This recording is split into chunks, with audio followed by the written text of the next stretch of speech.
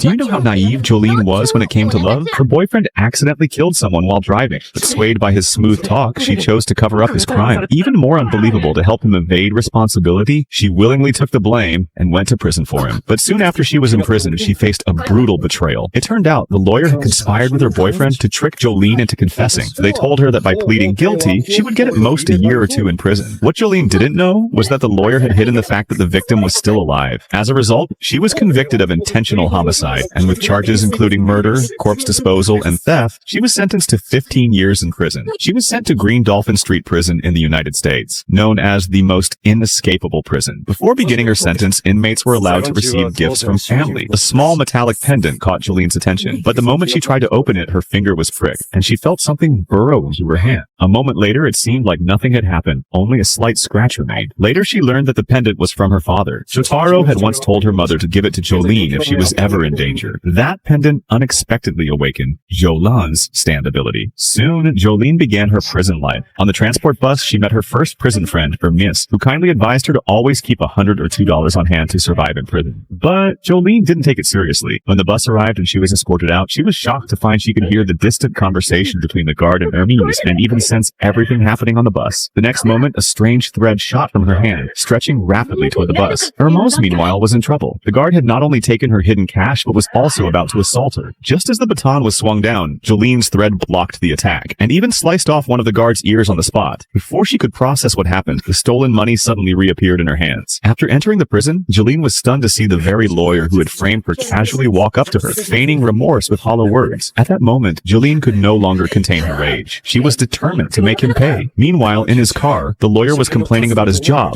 grumbling about dealing with prison scum all day. But the next moment, a thread wrapped around his neck, choking him. The car swerved out of control and crashed into a wall. That man had finally paid the price for what he had done.